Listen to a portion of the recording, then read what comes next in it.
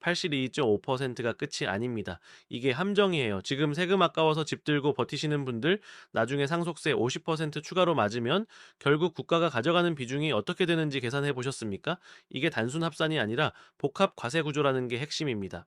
오늘은 전편에서 예고한 내용 82.5%를 피할 수 있는 합법적 루트가 아니라 그 반대편 이야기를 먼저 하겠습니다. 양도세를 회피하려다 상속세 폭탄을 맞는 이중과세의 덫이요. 이건 수학입니다. 감정이 아니라 숫자로만 봐야 합니다. 시뮬레이션 하나 돌려보겠습니다. 현재 시가 30억짜리 강남 아파트를 보유한 3주택자가 있다라고 가정하죠. 취득가는 10억, 차익 20억입니다. 네, 5월 9일 이후 매도하면 양도세 82.5%가 적용돼요. 20억 차익에 82.5%면 16억 5천만 원을 세금으로 냅니다. 손해주는 순수익은 3억 5천만 원, 30억짜리 자산을 처분해서 실제로 내 계좌에 들어오는 돈이 13억 5천이라는 얘기죠. 원금 10억 플러스 세후 차익 3억 5천, 명목 수익률 35%가 실질 수익률 11.7%로 쪼그라듭니다. 그런데 이 사람이 아깝다, 버티자고 결정했다고 칩시다. 10년 뒤 집값이 40억이 됐어요. 좋은 거 아니냐고요? 전혀 아닙니다. 본인이 사망하면 상속세가 붙습니다. 40억 기준 상속세 최고세율 50%, 각종 공제를 적용해도 최소 15억은 현금으로 납부해야 합니다. 자녀 입장에서 봅시다. 아버지가 40억짜리 집을 물려줬는데 상속세 15억을 6개월 안에 현금으로 내야 해요. 현금이 없으면 집을 팔아야죠. 그런데 집을 팔면 또 양도세가 붙습니다. 취득가는 상속 당시 시가인 40억으로 리셋되지만 매각 과정에서 발생하는 각종 비용과 시세 변동 리스크는 고스란히 떠안게 됩니다. 여기서 끝이 아닙니다. 상속세를 내기 위해 금매로 내놓으면 시세보다 11% 낮은 가격에 거래될 확률이 높습니다. 산 40억짜리가 34억에 팔린다고 가정하죠. 상속세 15억 내고 나면 손해 쥐는 건 19억.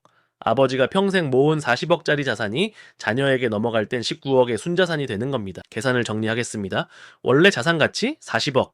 국가가 가져간 금액, 상속세 15억 플러스 금매 손실 6억, 라마 21억. 국가 귀속률 52.5%. 이게 제가 말씀드리는 자본 총량 파괴 구조입니다. 양도세는 수익을 가져가지만 상속세는 원금까지 파고듭니다. 더 섬뜩한 시나리오를 보여드리겠습니다. 만약 이 사람이 5월 9일 이전에 팔지 않고 5월 9일 이후에도 팔지 않고 10년을 더 버텼다가 결국 상속 직전에 매도를 시도한다면 어떻게 될까요? 40억짜리 집을 팔면서 양도세 82.5% 먼저 맞습니다. 차익 30억의 82.5%는 24억 7,500만 원입니다. 손해 쥐는 건 15억 2,500만 원. 여기에 상속세는 따로 계산됩니다. 현금 15억에 대한 상속세까지 고려하면 최종적으로 자녀가 받는 순자산은 8억 내외로 줄어듭니다. 40억이 8억이 되는 겁니다. 국가 귀속률 80%. 이게 산술적으로 불가능해 보이지만 실제로 일어나는 일입니다. 양도세와 상속세는 별개의 과세 체계지만 같은 자산에 대해 시차를 두고 중첩 적용되기 때문에 실질적으로는 이중 과세 효과가 발생하는 거죠. 국가는 이걸 조세정의라고 부릅니다. 82.5%라는 숫자가 어떻게 나왔는지 다시 짚겠습니다. 양도소득세 기본세율 45%에 지방소득세 4.5%, 여기에 2주택 이상 중과세율 20%포인트가 가산됩니다. 그런데 3주택 이상 조정 대상 지역은 여기서 추가 중과 10%포인트가 더 붙어요. 장기보유 특별공제가 적용되지 않는 케이스에선 최종 실효세율이 79.5%까지 올라갑니다. 여기에 필요경비 인정 범위 축소, 공시가격 현실화율 90% 적용 등을 종합하면 실제 세부담이 82.5%를 찍는 겁니다. 이게 징벌적 과세가 아니면 뭡니까? 지금 정부가 발표한 42,500호 매물 유도 정책을 보겠습니다. 표면적으론 주택 공급 확대죠. 하지만 이게 다주택자들에게 어떤 심리적 감옥이 되는지 아십니까? 이건 유동성의 함정입니다. 42,500호라는 숫자는 전국 다주택자 보유 물량의 약 3.7%에 해당합니다. 정부는 이걸 자발적 매물 유도라고 표현하지만 시장에선 다르게 읽힙니다. 국가가 공식적으로 지금 내놓으세요라고 선언한 순간 매도 타이밍을 놓친 사람들은 패닉에 빠지게 됩니다. 여기에 세입자 문제가 결합됩니다. 지금 전월세 계약 갱신 청구권 때문에 집주인이 일방적으로 계약을 종료할 수 없어요. 세입자가 갱신을 요구하면 최대 4년까지 묶입니다. 5월 9일 데드라인이 88일 남았는데 세입자가 안 나가면 어떻게 됩니까? 매도 자체가 불가능합니다. 세입자가 거주 중인 상태에서 매도하려면 가격을 대폭 낮춰야 하고, 그러면 양도 차익이 줄어들어 세금 부담은 상대적으로 낮아지지만 실수령액도 함께 줄어듭니다. 결국 진퇴양난이죠. 팔자니 손해, 안 팔자니 82.5% 폭탄. 이게 제가 말하는 합법적 발묶기입니다. 정부는 임차인 보호라는 명분으로 갱신 청구권을 도입했지만 결과적으로 다주택자의 출구를 막는 장치가 됐어요. 시장 참여자들은 이걸 유동성 마비 시나리오라고 부릅니다. 실제 케이스 하나 보겠습니다. 경기도 분당에 아파트 2채를 보유한 50대 자산가가 있습니다. 1채는 본인 거주, 1채는 전세 임대. 전세 계약 만기가 2026년 7월이에요. 5월 9일 이후죠. 지금 내놓으려 해도 세입자가 안 나갑니다. 결국 이 사람은 두 가지 선택지밖에 없습니다. 첫째, 세입자에게 이사 비용을 대주고 합의 퇴거시키기. 보통 3천, 5천만 원 수준입니다. 둘째, 7월까지 기다렸다가 82.55% 세율로 매도하기. 어느 쪽을 선택하든 손해입니다. 이게 4만 2,000로 2차 500호 매물 유도의 실체입니다. 정부는 숫자만 제시하고 실제 매물로 전환되는 과정에서 발생하는 모든 마찰 비용은 자산 보유자가 떠안게 만드는 구조죠. 이걸 시장 안정화라고 부를 수 있습니까? 자본 효율성 얘기를 하겠습니다. 지금 부동산을 보유하고 계신 분들 실질 수익률 계산해 보셨나요? 82.5% 세율 적용받는 다주택자의 세후 수익률 연평균 1% 미만입니다. 이게 무슨 의미인지 아십니까? 자본가로서의 직무유기입니다. 자본의 본질은 증식입니다. 같은 원금으로 더 높은 수익을 창출하는 것, 그게 자본가의 역할이에요. 그런데 85% 세금 내고 나면 수익률이 1%도 안 되는 자산을 10년씩 들고 있다? 이건 투자가 아니라 자본의 동사입니다. 비교해 보겠습니다. 근데 같은 10억을 배당주에 투자하면은 연평균 배당 수익률 4-5% 받을 수 있습니다. 배당 소득세 15.4% 내고도 세후 3.5% 이상 확보되죠. 10년이면 원금이 1.4배가 됩니다. 복리로 굴리면 더 커지고. 그런데 부동산은 어떻습니까? 10억으로 산 집이 15억 됐다고 기뻐하는데 82.5% 세금 내고 나면 손해 주는 건 10억 8,750만 원. 10년간 연평균 수익률 0.875%, 은행 예금 금리보다 낮습니다. 이게 합리적인 자본 배치입니까? 더 냉정하게 보겠습니다.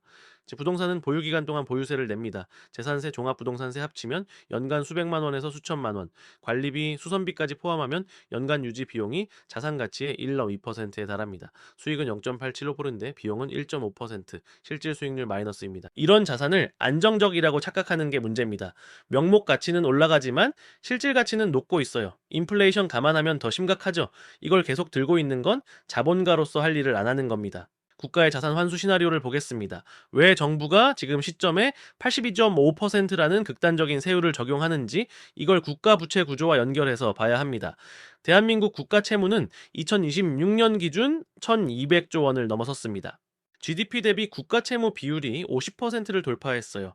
이게 위험 수준이냐 아니냐는 논쟁거리지만 중요한 건 정부가 돈이 필요하다는 겁니다. 복지 지출은 매년 늘어나는데 세수는 부족합니다. 어디서 돈을 뽑아내야 할까요? 부동산 자산가들입니다. 대한민국 가계 자산의 75%가 부동산에 묶여 있어요. 이게 국가 입장에선 거대한 잠재 세수로 보이는 겁니다. 양도세 중과를 통해 이 자산을 시장에 내놓게 만들고 거래가 일어나는 순간 세금을 걷어들이는 구조죠. 42,500호가 실제로 거래되면은 세수가 얼마나 늘어날까요? 호당 평균 차익을 15억으로 가정하고 82.5% 세율 적용하면 호당 12억 3천 최고 50만 원의 세금이 발생합니다. 42,500호면 총 52조 5조 937억 원입니다. 52조입니다. 이게 정부가 노리는 숫자예요. 국가 채무 1,200조의 4.4%를 단번에 회수할 수 있는 겁니다. 이걸 시장 안정화라고 포장하지만 본질은 자산 환수 작전입니다. 국가가 민간 자산을 세금이라는 이름으로 흡수하는 거죠. 역사적으로 보면은 이런 패턴은 반복됐습니다. 국가 재정이 악화될 때마다 자산과 과세가 강화됐어요.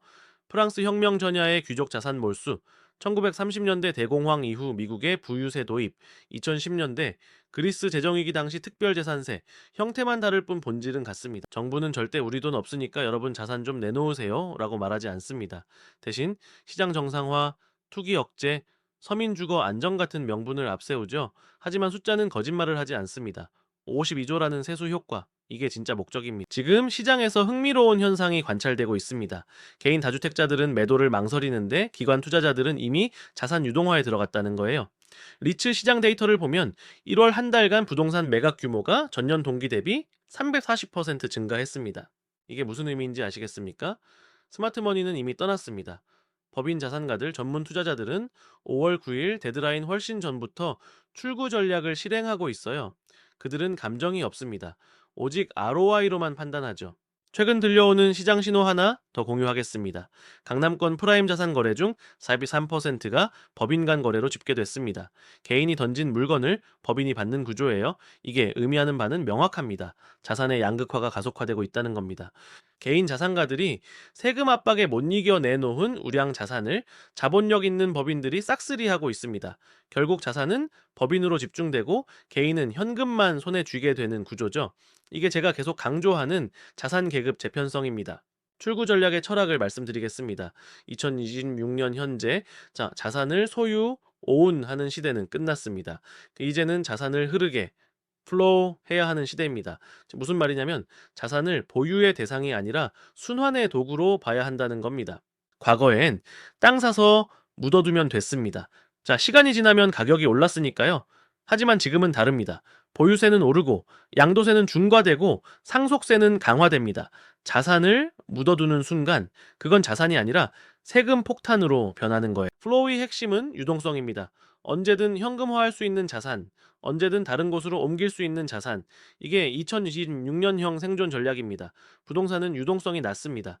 팔려면 3개월, 세금 정산까지 6개월. 이 시간 동안 시장이 얼마나 변할까요? 반면 주식, 채권, 금융자산은 클릭 한 번에 현금화됩니다. 시장이 위험해 보이면은 바로 빠져나오고 기회가 보이면 바로 들어갈 수 있죠. 이게 자본의 속도입니다. 속도가 곧 수익률을 결정하는 시대에 느린 자산은 죽은 자산입니다. 소유에서 흐름으로의 전환, 이게 단순히 자산 배치를 바꾸는 게 아닙니다. 사고방식 자체를 바꾸는 겁니다. 이 집은 내 거야 라는 집착에서 벗어나서 이 자본은 어디에 배치하면 가장 효율적인가 라는 질문으로 넘어가는 거죠. 88일 남았습니다. 5월 9일까지요. 이 기간 안에 자산 재편을 끝내지 못하면 82.5%의 1차 타격을 피할 방법이 없습니다. 그리고 그 뒤에 50%의 2차 타격이 대기하고 있다는 것 잊지 마세요. 마지막으로 하나만 짚겠습니다.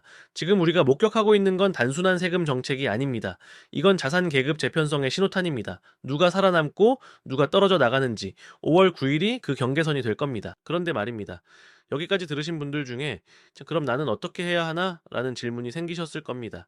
구체적인 출구 전략, 어떤 순서로, 어떤 자산부터 정리해야 하는지, 그리고 정말로 82.5%를 합법적으로 피할 수 있는 타이밍 전략이 존재하는지, 이건 다음 영상에서 케이스 스터디와 함께 다루겠습니다.